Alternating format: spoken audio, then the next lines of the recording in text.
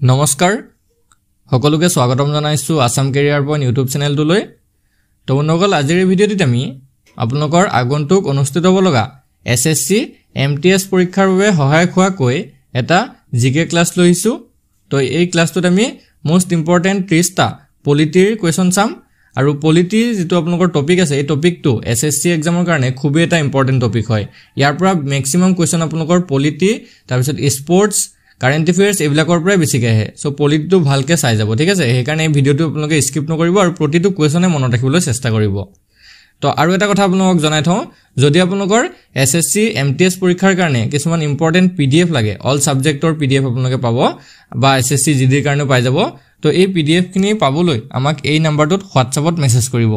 নাম্বাৰটো হৈছে আমাৰ 8133840965 ইয়াতে আমাক হোৱাটছআপত মেছেজ কৰিব ঠিক আছে মেছেজ কৰি জনাই দিব যে এছএছসি এমটিএছ বা এছএছসি জিডিৰ কাৰণে পিডিএফ খিনি লাগে তো কেৱল 149ত আমি আপোনাক গোটেইখিনি সাবজেক্টৰ পিডিএফ দি দিম ঠিক আছে মোবাইলতে লৈ আপোনালোকে ভালদৰে পঢ়ি থাকিব পাৰিব আৰু এতিয়াৰ পৰা ভালদৰে প্ৰিপাৰেচন কৰিব পাৰিব আৰু আপোনালোকে এক্সট্ৰাকে আসামিজ মিডিয়ামত কোনো কিতাপ লোৱাৰ দৰকাৰ নাই কাৰণ আসামিজ মিডিয়ামত ভালদৰে আপোনালোকে কিতাপ নাপাবই কোনো অনলাইন ষ্টৰ বা অফলাইন ষ্টৰটো আপোনালোকে আসামিজ মিডিয়ামত এছএছসি কাৰণে ভাল কিতাপ নাপায় সেই কাৰণে আমাৰ এই পিডিএফ খিনিত অল আসামিজত পাই যাবগে ঠিক আছে তো এতিয়া আমি বেছি দেৰি নকৰো কোৱেশ্চন খিনি চাও তো ফাৰ্স্ট কোৱেশ্চনটো কি কৈছে Om Birla the speaker of the Lok Sabha represent which among the following constituencies বৰ্তমানৰ লোকসভাৰ অধ্যক্ষ ওম বিৰলাই কোন সংসদীয় সমষ্টিক প্ৰতিনিধিত্ব কৰে তো ইয়াৰে শুদ্ধটো হৈছে অপচন এ কোটাবন্দী ঠিক আছে তো ইয়াতে আমি দুটা কোৱেশ্চন জানিলো যে বৰ্তমানৰ লোকসভাৰ অধ্যক্ষজন কোন তেওঁ হৈছে ওম বিৰলা আৰু তেওঁ কোনটো সংসদীয় সমষ্টিক প্ৰতিনিধিত্ব কৰে তো হেতু হৈছে কোটাবন্দী হৈ গল দুটা কোৱেশ্চন ক্লিয়াৰ নেক্সট কোৱেশ্চনটো আগবঢ়ো কি কৈছে how many years is the census of India conducted ভাৰতৰ লোকপিয়ল প্ৰতি কিমান বছৰ মূৰে মূৰে অনুষ্ঠিত হয় এটো এটা খুবেই ইম্পৰ্টেন্ট কোৱেশ্চন হয় আৰু এটো ম্যাক্সিমাম মানে মানুহে জানেই যে আমি সকলো জানো যে 10 বছৰ মূৰে মূৰে সেন্সাস হয় বা লোকপিয়ল হয় সো অপচন সি টো হ'ব আমাৰ ইয়াত correct answer next question who is the supreme commander of arm forces in India তো ভাৰতত সশস্ত্ৰ বাহিনীৰ সৰ্বাধিনায়ক কোন হয় অপচনসমূহ দিয়া আছে প্ৰাইম মিনিষ্টাৰ নে কমান্ডাৰ ইন চিফ নে প্ৰেসিডেন্ট অফ ইন্ডিয়া নে মিনিষ্টাৰ অফ ডিফেন্স তো এজন হৈছে option C the president of India ঠিক আছে ভাৰতত সশস্ত্ৰ বাহিনীৰ সৰ্বাধিনায়কজন হৈছে ভাৰতৰ ৰাষ্ট্ৰপতি নেক্সট কোৱেশ্চনটো হৈছে who is known as the architect of the constitution of India ভাৰতৰ সংবিধানৰ স্থপতি হিচাপে কাক জনা যায় তো তেখেত হৈছে option C B R Ambedkar তো ভীমৰাও আম্বেদকাৰকে ভাৰতীয় সংবিধানৰ স্থপতি হিচাপে জনা যায় next question what is known as the little India ক্ষুদ্ৰ ভাৰত বুলি কাক কোৱা হয় অপচনসমূহ পঢ়ি চাব সিটি দিয়া আছে টাউন দিয়া আছে ভিলেজ দিয়া আছে আৰু ষ্টেট দিয়া আছে তো ইয়াৰ কাৰেক্ট আনসাৰটো হৈছে অপচন সি ভিলেজ ঠিক আছে গাঁওসমূহকে ক্ষুদ্ৰ ভাৰত বুলি কোৱা হয় next question what does article 17 of the constitution সে সংবিধানৰ 17 নং অনুচ্ছেদে কি কয় তো অপচন কেইটা পঢ়ি চাব ইয়াৰে ৰাইট আনসাৰটো হৈছে option D all of the above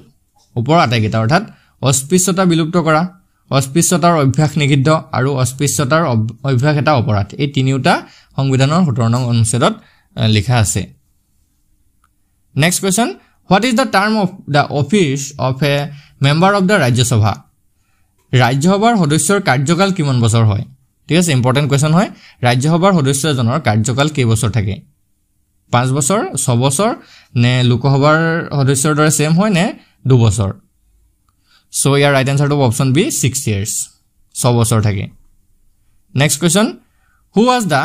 chairman of the draft committee of the constituent assembly সংবিধান সভাৰ খচৰা সমিতিৰ অধ্যক্ষ কোন আছিল তো ইয়াৰ ৰাইট আনসাৰটো option A doctor B R Ambedkar ঠিক আছে ডক্টৰ ভীমৰাও আম্বেদকাৰ আছিল সংবিধানৰ খচৰা সমিতিৰ অধ্যক্ষ next question when did constituent assembly adopt a national flag সংবিধান সভাই কেতিয়া ৰাষ্ট্ৰীয় পতাকা গ্ৰহণ কৰিছিল এটো এটা ইম্পৰ্টেন্ট কোৱেশ্চন আৰু প্ৰায় পৰীক্ষাত আহি থাকে এটো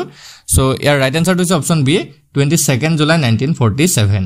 ঠিক আছে 1947 চনৰ 22 জুলাই তাৰিখে সংবিধান সভাই ৰাষ্ট্ৰীয় পতাকা গ্ৰহণ কৰিছিল next question who was the last British governor general who addressed the constituent assembly সংবিধান সভাত ভাষণ দিয়া অন্তিমজন ইংৰাজ গভৰ্ণৰ জেনেৰেল কোন আছিল তেওঁ আছিল option B Lord Mountbatten next question when was the constitution of India adopted by the constituent assembly সংবিধান সভাই ভাৰতৰ সংবিধানখন কেতিয়া গ্ৰহণ কৰিছিল শুদ্ধটো হৈছে অপচন সি 26 নৱেম্বৰ 1949 ঠিক আছে 26 নৱেম্বৰ 1949 চনত সংবিধান সভাই ভাৰতৰ সংবিধানখন গ্ৰহণ কৰিছিল আৰু কাৰ্যকৰী কৰিছিল 26 জানুৱাৰীত ঠিক আছে 26 জানুৱাৰী 1950 26 জানুৱাৰী 1950 চনত ভাৰতীয় সংবিধানখন কাৰ্যকৰী কৰা হৈছিল নেক্সট কোৱেশ্চনটো হৈছে in the national flag what does saffron colour represent ৰাষ্ট্ৰীয় পতাকাত গেৰুৱা ৰঙে কি প্ৰতিনিধিত্ব কৰে তো কাৰেক্ট আনসাৰটো অপচন বি কাৰেজ অৰ্থাৎ সাহসক প্ৰতিনিধিত্ব কৰে next question in the national flag which colour is use in the wheel ৰাষ্ট্ৰীয় পতাকাত অশোক চক্ৰত কোনটো ৰং ব্যৱহাৰ কৰা হয় কাৰেক্ট আনসাৰটো অপচন বি নেভি ব্লু অৰ্থাৎ গাঢ় নীলা ৰং ব্যৱহাৰ কৰা হয় next question who was da first election commissioner of India ভাৰতৰ প্ৰথম নিৰ্বাচন আয়ুক্ত কোন হয় তেখেত আছিল option C Sukumar Sen next question first state in India which was created on a linguistic basis অৰ্থাৎ ভাষাৰ ভিত্তিত গঠন হোৱা ভাৰতৰ প্ৰথমখন ৰাজ্য কোনখন হয় তো ইয়াৰ কাৰেক্ট আনসাৰটো option D Andhra Pradesh next question during which 5-year plan was green revolution initiated in India ভাৰতত কোনটো 5 বছৰীয়া পৰিকল্পনাত হেউজ বিপ্লৱৰ আৰম্ভণি হৈছিল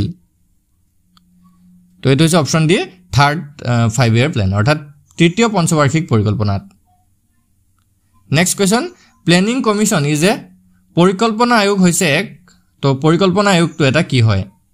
সো এইটো হৈছে অপচন এ পলিটিক্যাল বডি ঠিক আছে পৰিকল্পনা আয়োগটো এটা ৰাজনৈতিক সংস্থাই হয় next question which article of the constitution of India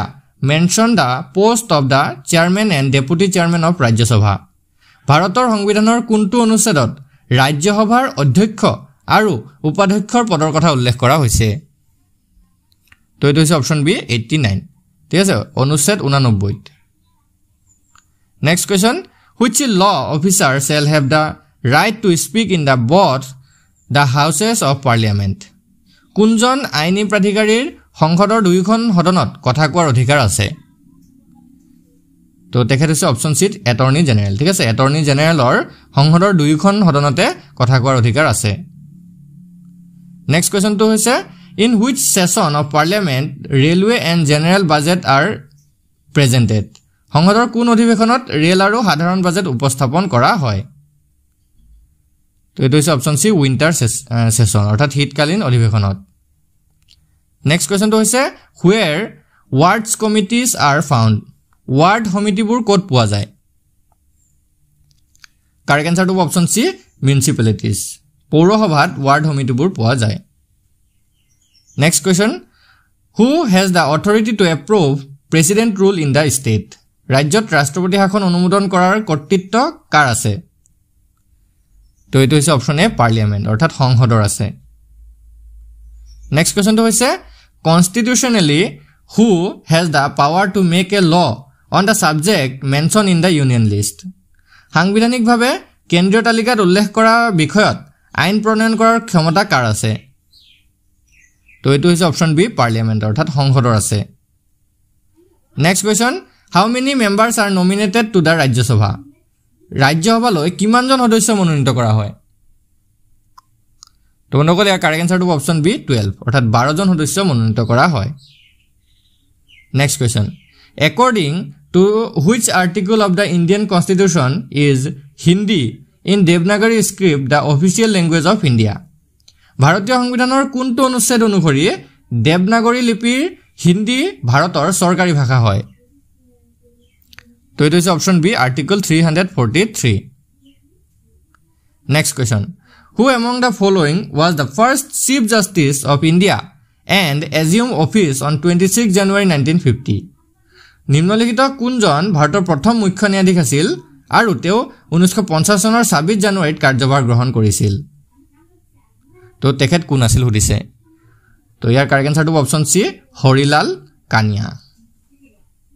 Next question. Which constitutional article lays down the provision for a national commission for SC and ST? কোনটো সাংবিধানিক অনুচ্ছেদত অনুসূচিত জাতি আৰু অনুসূচিত জনজাতিৰ বাবে ৰাষ্ট্ৰীয় আয়োগৰ ব্যৱস্থা নিৰ্ধাৰণ কৰা হৈছে? সো ইয়াৰে শুদ্ধ উত্তৰটো হৈছে অপচন সি আৰ্টিকল 338ত। নেক্সট কোৱেশ্চনটো হৈছে which community gets special provision for central service in article 336?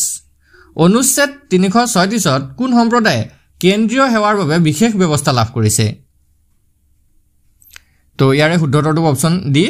Anglo Indian community, অৰ্থাৎ যিসকল এংলো ইণ্ডিয়ান সম্প্ৰদায় আছে তেওঁলোকক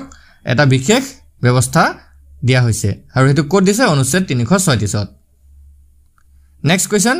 National Commission for SC and ST shall be made by which constitutional institution? কোনটো সাংবিধানিক প্ৰতিষ্ঠানৰ দ্বাৰা ৰাষ্ট্ৰীয় অনুসূচিত জাতি আৰু অনুসূচিত জনজাতি আয়োগ প্ৰস্তুত কৰা হয়?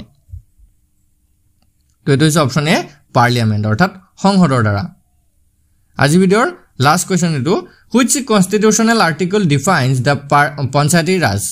কোনটো সাংবিধানিক অনুচ্ছেদত পঞ্চায়তী ৰাজৰ সংজ্ঞা দিয়া হৈছে? তো এইটো হ'ব অপচন এ 243O, ঠিক আছে। 243O যেটো অনুচ্ছেদ আছে তাতে পঞ্চায়তী ৰাজৰ সংজ্ঞা দিয়া হৈছে।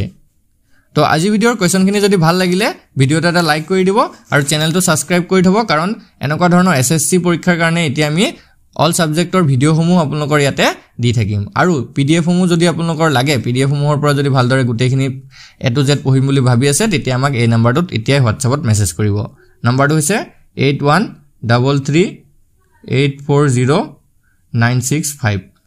ইয়াতে আমাক কেৱল হোৱাটছআপত মেছেজ কৰিব, ঠিক আছে। হোৱাটছআপত মেছেজ কৰিলে আমি আপোনালোকৰ ৰিপ্লাই দিম। আৰু PDFটোৰ প্ৰাইচটো একেবাৰে কম হয়, কেৱল 149। 149ত আপোনালোকে all subject GK, science, maths, reasoning, English, Hindi এই আটাইকেইটা সাবজেক্ট পাই যাবগে, ঠিক আছে। আৰু আজি ভিডিঅ'টো চোৱাৰ কাৰণে সকলোকে ধন্যবাদ।